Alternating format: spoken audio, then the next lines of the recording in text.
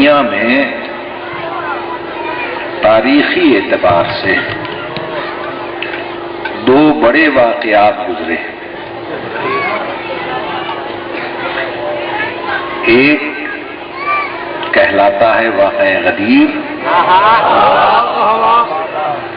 دوسرا کہلاتا ہے واقعہ ثقیفہ.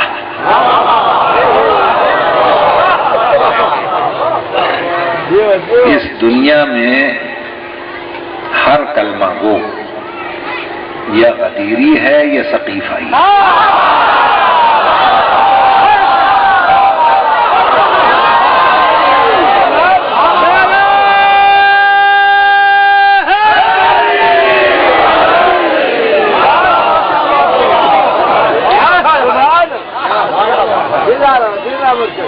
اسلام کے دو بڑے فرقے جو ہیں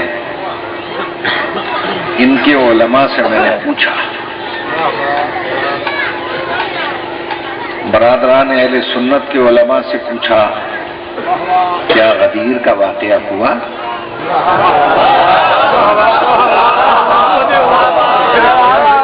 سب نے کہا جی ہاں ہوا. شیعہ علماء سے پوچھا کیا ثقیفے کا واقعہ ہوا؟ انہوں نے کہا ہاں ہوا. غدیر سے ان کو انکار نہیں، ثقیفہ سے ان کو انکار نہیں. دونوں کہتے ہیں کہ دونوں واقع ہوئے. مسلمان دو حصوں میں تقسیم ہو گئے، جو غدیر کو ماننے لگے وہ اسلام کو اور جنت کو جانا چاہتے ہیں وایا غدیر،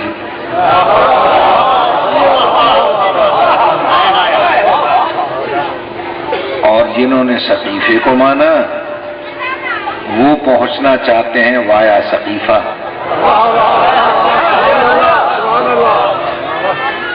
دونوں واقعات کے دونوں فرقے مانتے ہیں کہ یہ واقعہ غدیر بھی ہوا، ثقیفہ بھی ہوا. پیروی الگ الگ واقعات کی کرتے ہیں، مانتے دونوں ہیں. میں نے برادران اہل سنت کے علماء سے پوچھا کہ غدیر کا واقعہ کب ہوا؟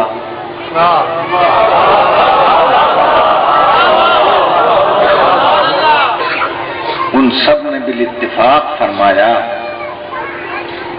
کہ رسول اکرم حج آخر سے واپس آ رہے تھے. پیغمبر کا پہلا اور آخری حج تھا.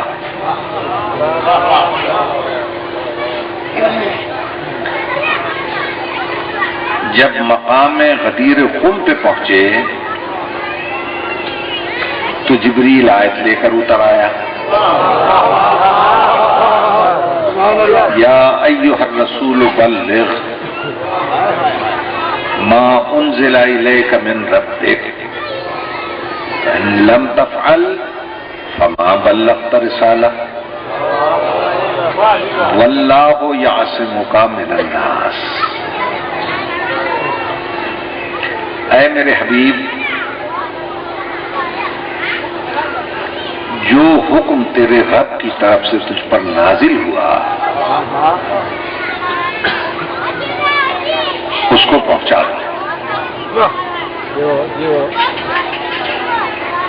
پھر یہ نہیں فرمایا کہ وَإِن لَمْ تُبَلِّغْ، کہ اگر تو نے اس واقعے کی تبلیغ نہ کی، نہ وَإِن لَمْ تَفْعَلْ، اگر تو نے عملی طور پر پریکٹیکل کر کے نہ دکھایا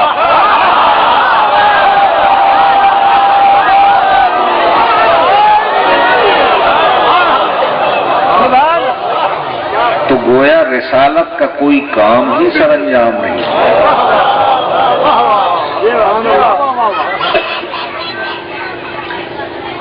بس یہ سننا تھا کہ پیغمبر اکرم غدیر کے میدان میں اتر پڑے. غدیر کا میدان تھا، جناب اہدیت کا فرمان تھا، جبرائیل درمیان تھا.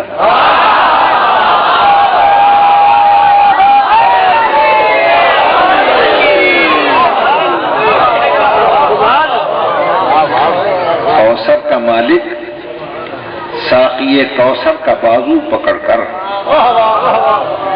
اہل ولا کو جام ولا پلا رہا تھا.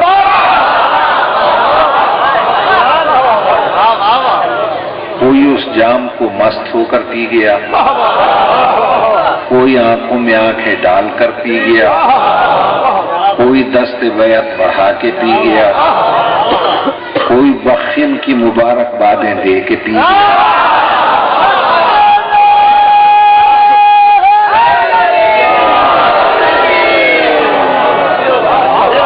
اور کوئی سب کچھ سن کے بالکل پی گیا.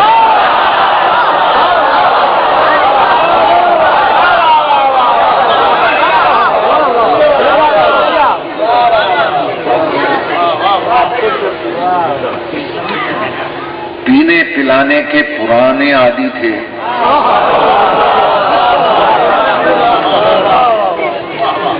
جتنے متوالے تھے وہ غدیر میں اکٹھے ہو گئے، سیدھی متوالے بھی، الٹی متوالے بھی.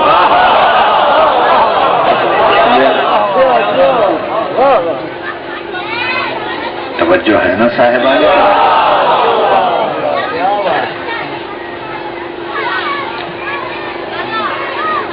دوپہر کا وقت تھا، آفتاب عالم تاب خیمہ نیلی کا کلش بنا ہوا تھا، سینے پسینے میں ڈوبے ہوئے تھے، ماتھے پر عرق جبین در سمین کی طرح چمک رہا تھا. وہی کے چھڑکاؤں نے زمین ٹھنڈی کی. تکمیل دین کے فرش پر اتمام نعمت کی مسند لگائی گئی. عرش خدا نے سمٹ کر کجاووں کی منبر کی شکل اختیار کی.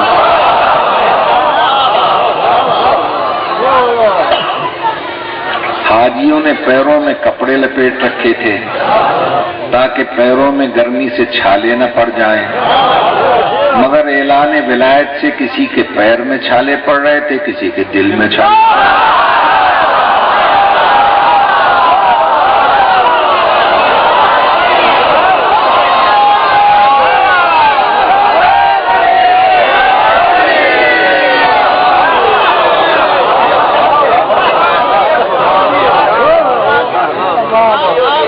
پیغمبر اکرم نے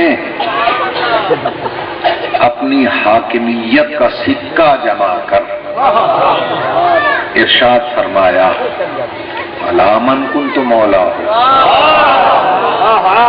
ایھا الناس، میں کس کا مولا ہوں.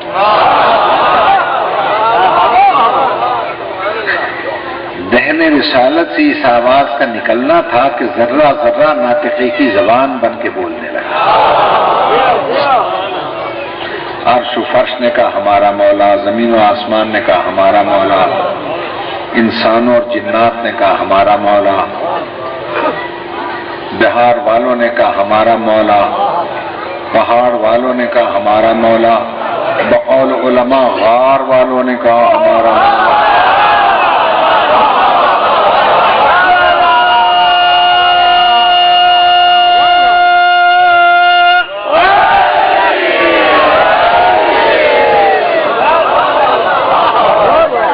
جب ہر ایک سے مولائیت کا اقرار کروا لیا، اب فرمایا من کنت مولا فہذا علی، جس کا میں مولا اس کا یہ علی مولا. اچھا آپ ماشاءاللہ صاحبان معرفت بیٹھے ہیں، غدیری صاحب جیسے فاضل سننے والے بھی ہیں. جب پیغمبر نے پوچھ لیا اور سب نے کہہ دیا آپ ہمارے مولا، تو پیغمبر کو کہہ دینا چاہیے تھا میں تم سب کا مولا، علی بھی تم سب کا مولا.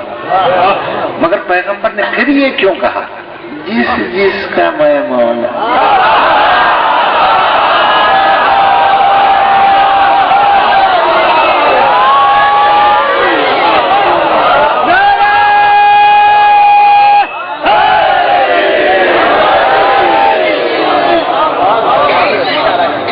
مطلب یہ ہوا کہ پیغمبر پیغمبر نے سب کے زبانی اقرار کو تسلیم نہیں کیا. نگاہ نبوت دل کی گہرائی میں ڈوب کر دیکھ رہی تھی کہ ہر ایک نے دل سے مجھے مولا نہیں مانا.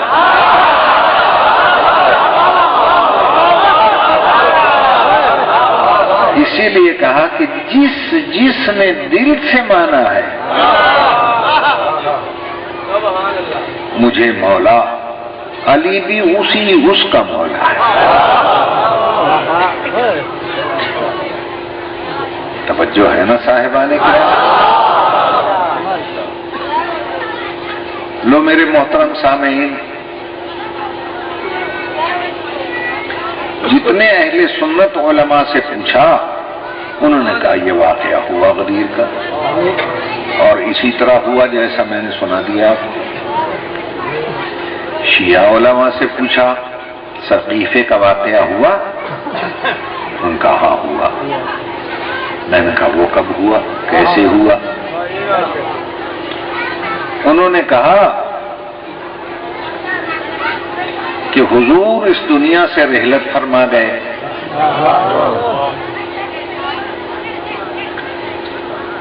تو دو طبقے وجود میں آ گئے. توجہ کیجیے گا. ایک نے کہا کہ حضور کے وارث اصحاب ہیں،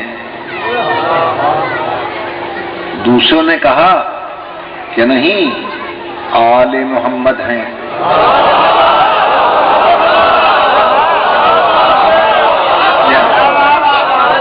یہ جھگڑا شروع ہو گیا. تو اب ہر صاحب عقل سوچنے پہ مجبور ہو گیا کہ ان دونوں میں سے نبی کے وارث ہیں کون؟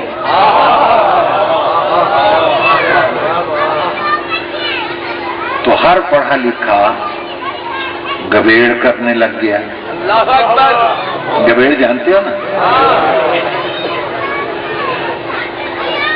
کہ زندگی بھر اگر وارث کا پتہ نہ چلے تو انتقال کے بعد پتہ چل جاتا ہے. اس لیے کہ آدم سے لے کر آج تک یہی طریقہ ہے کہ مرنے کے بعد لاش وارثوں کے سپرد کی جاتی ہے.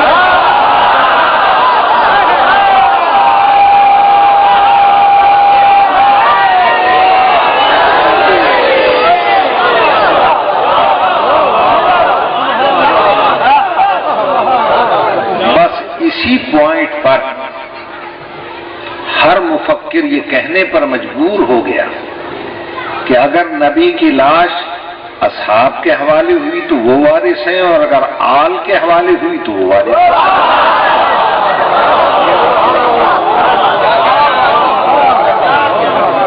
مل کے صلوات تو پڑھ لیں.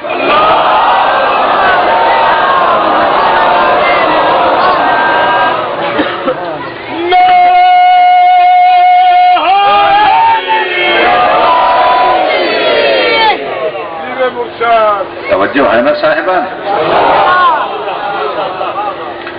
چنانچہ جب ہر طرف شہرت ہو گئی کہ حضور وفات پا گئے، انتقال کر گئے، تو صحابہ میں سے ایک دلیر صحابی تلوار لے کر باہر آ گئے. ان کا خبردار اگر کسی نے کہا کہ محمد فوت ہو گئے. توجہ کیجیے.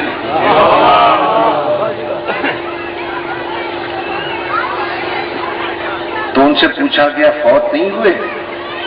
ان کا نہیں، ابھی ایک بزرگ باہر گئے ہوئے ہیں، وہ آ جائیں.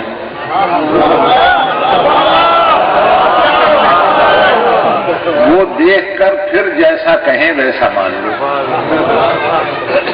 وہ پرانے بزرگ تھے، واپس آئے. توجہ چاہتے. انہوں نے دیکھا، پھر ارشاد فرمایا کہ حضور تو دنیا سے چلے گئے، باقی رہنے والی ذات صرف اللہ ہے. توجہ ہے نا صاحبانی کے لیے؟ چنانچہ اب جھگڑا پیدا ہو گیا کہ حضور کے بعد حضور کا جانشین کون بنے. تو انصار کے دو بڑے قبیلے تھے. اللہ اکبر. ایک کا نام تھا اوس، ایک کا نام تھا خزرج. اوس والے کہتے تھے کہ ہم میں سے کوئی حضور کا جانشین بنے. خزرج والے کہتے تھے نہیں، ہم میں سے کوئی بنے. تو یہ دو فرقوں کی جنگ نہیں تھی، دو قبیلوں کی جنگ.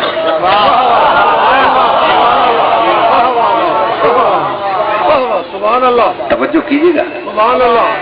یہ میں نے تاریخی اعتبار سے تجزیے کی کوشش کی ہے. چنانچہ خزرج کا جو سردار تھا اس کا نام تھا سعد بن عبادہ. یہ ایک بزرگ تھے. توجہ کیجیے. ماشاءاللہ. اور یہ میٹنگ کہاں ہو رہی تھی؟ مدینے سے باہر ایک چھپر تھا. چھپر،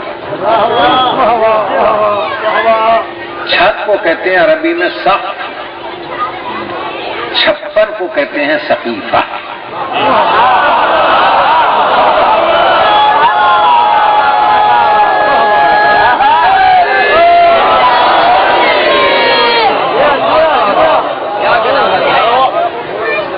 عرب کی گرم دھوپ میں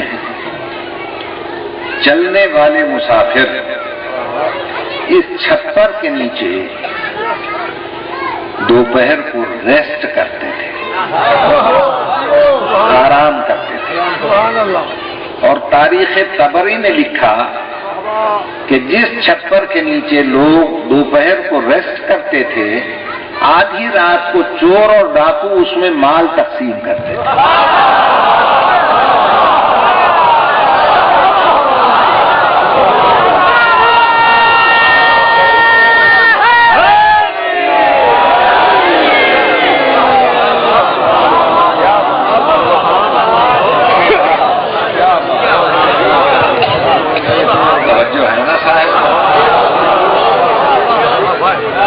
مہاجرین اور انصار میں جھگڑا ہو گیا. مہاجرین نے کہا ہم نے حضور کے ساتھ ہجرت کی، لہذا ہم میں سے نائب ہونا چاہیے. انصار نے کہا مشکل میں ہم مددگار بنے، لہذا ہم میں سے ہونا چاہیے.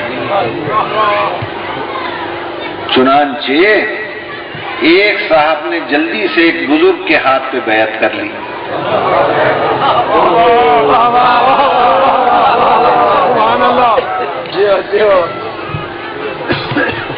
تو لوگوں نے کہا بھائی ٹھیک ہے، بھائی یہ بزرگ ہی ٹھیک ہے. یہ بیان ہوتا ہے ثقیفے کا واقعہ. ایک دوسرے نے ایک دوسرے کے ہاتھ پر بیعت کرنی شروع کر دی. تو یہ دو واقعات ہیں. تاریخ نے دونوں کا ذکر کیا. اب آئیے تھوڑا سا دونوں پر نگاہ ڈال لیتے ہیں. غدیر ہے نبی کی زندگی کا واقعہ.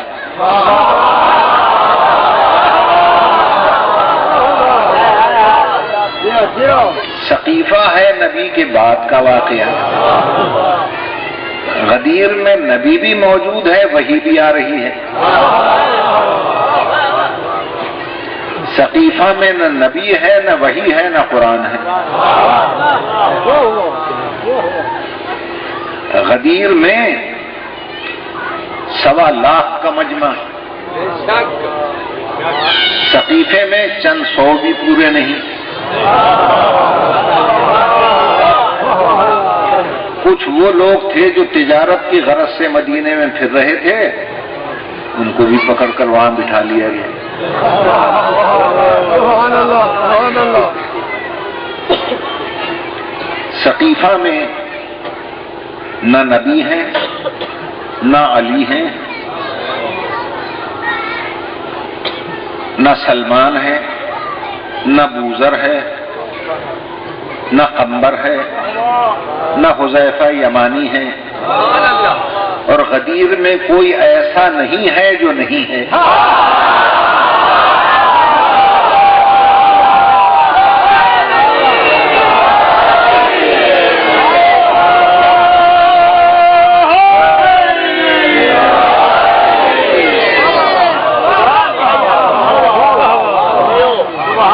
مسلمانوں کے جتنے بھی فرقے ہیں، ہر فرقے کا سردار تو غدیر میں موجود ہے۔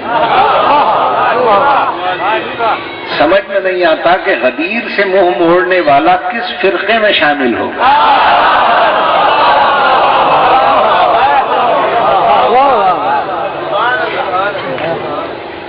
توجہ ہے یا نہیں؟ غدیر میں نبی کے ہاتھوں پر علی ہے، سقیفہ میں علی کے ہاتھوں پر نبی ہے، یعنی جنازہ۔ سبحان اللہ۔ میری بات پہ غور ہے یا نہیں؟ اور جنازہ بھی کیسا کہ تاریخ نے بتایا یا 9 افراد تھے یا 9 یا 14۔ آج معمولی سیاستدان بھی مر جائے تو لاکھوں افراد جنازے میں شریک ہوتے ہیں۔ ابوالکلام آزاد کا جنازہ اٹھا، کتنے افراد تھے؟ مولانا مودودی کے جنازے میں کتنے افراد تھے؟ ضیاء الحق کے جنازے میں لاکھوں افراد آ گئے۔ قائد اعظم بانی پاکستان کے جنازے میں لاکھوں کی تعداد میں لوگ تھے۔ قائد اعظم کے جنازے میں ایک فرد شریک نہیں ہوا، وہ مرزائی تھا، وزیر خارجہ ظفر اللہ خان۔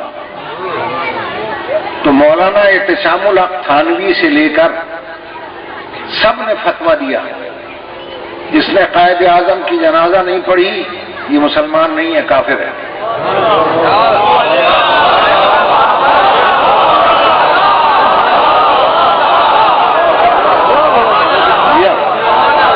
سب مولویوں نے فتویٰ دے دیا یہ کافر ہے۔ بھٹو نے تو بعد میں ڈکلیئر کیا انہیں کافر، پہلے تو مولانا اعتصام الحق تھانوی اور مودودی اور پتہ نہیں کس کس نے فتویٰ دیا۔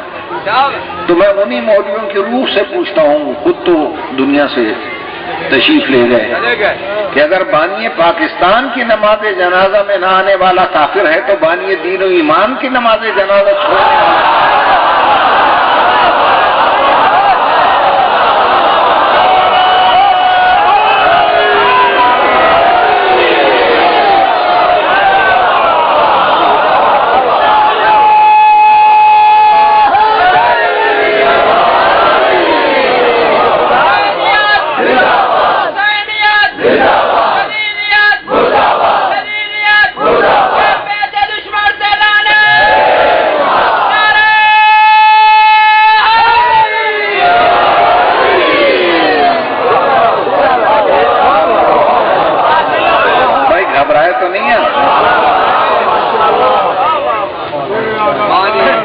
عزیزان محترم، اب یہ 2 واقعے ذہن میں رکھیے گا، غدیر اور سقیفہ۔ توجہ کیجیے گا، سمیٹ دوں میں یہیں سمیٹ دیتا ہوں، یہیں سمیٹتا ہوں تاکہ جھونکا گزر جائے، یہیں سمیٹتا ہوں۔ اچھا،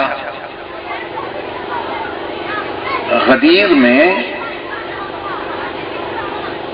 کسی ٹھنڈے مقام کو تو چنا نہیں رسول نے، حالانکہ لوگ بڑی ٹھنڈی جگہوں پر اعلان کرتے ہیں وزارتوں کا، اسمبلی ہال کو ایئر کنڈیشن کر کے اور وہاں تو گرمی ہی گرمی تھی. کیوں؟ رسول اکرم ماہر نفسیات بھی تو تھے نا. وہ سمجھتے تھے کہ آرام دہ جگہوں پر بیان کی ہوئی چیز آدمی بھول جاتا ہے.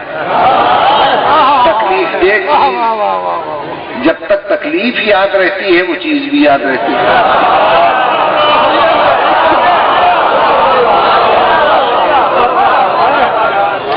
سخت گرمی کا مقام چن لیا. توجہ کیجیے.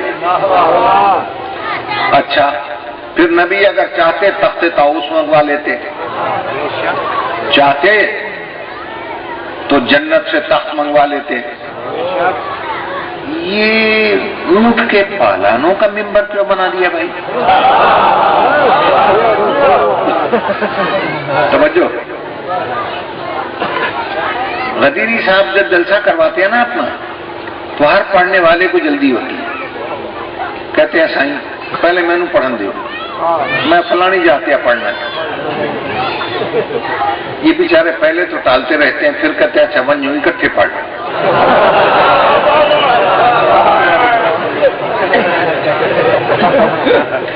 تو اس ڈر سے کہ کوئی بغیر پڑھے چلا نہ جائے تو ان کے جو کارندے ہیں نا فرشتے, انہوں نے ہر ذاکر کی کار کا دروازہ کھولا اور فرنٹ سیٹ ڈرائیور والی وہ پیج کھول کے چھپا دی. اب جو بھاگنا چاہے سیٹ ہی نہیں ہے تو جائے گا کیسے؟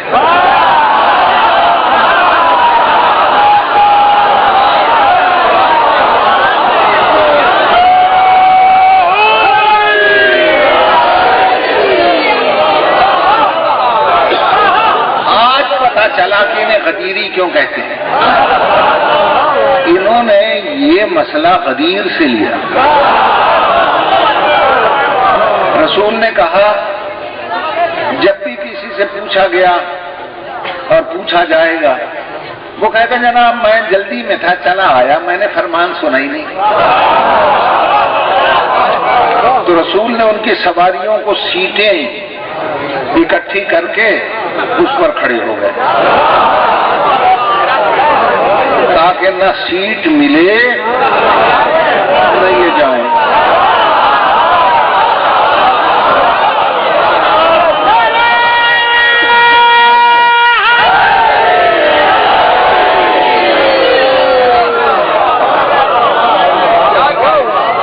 اور آخر دم تک سب بیٹھے رہے.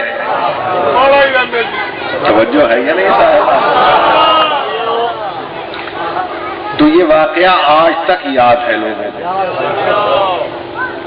اگرچہ کوشش تو یہ ہوئی کہ کسی طریقے سے اس واقعے کی طرف جو اشارے ملتے ہیں وہ بھی ختم کیے جائیں, مگر اللہ نے کہا میں بچاؤں گا,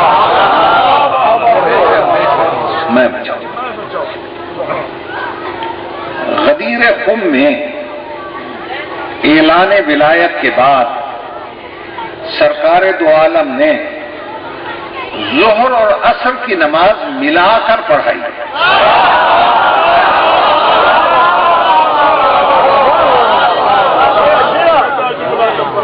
توجہ ہے یا نہیں؟ اب چونکہ یہ ملا کر پڑھی جانے والی نماز غدیر کا واقعہ یاد دلاتی تھی, مولویوں نے غائب بھی کر دی.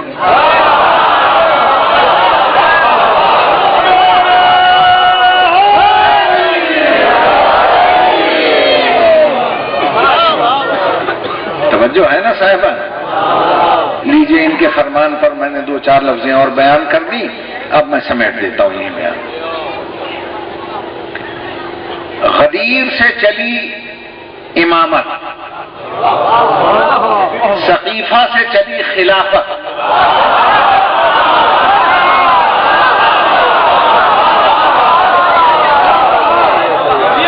غدیر سے چلی امامت, سقیفہ سے چلی خلافت, امامت حسین تک پہنچی, خلافت یزید تک.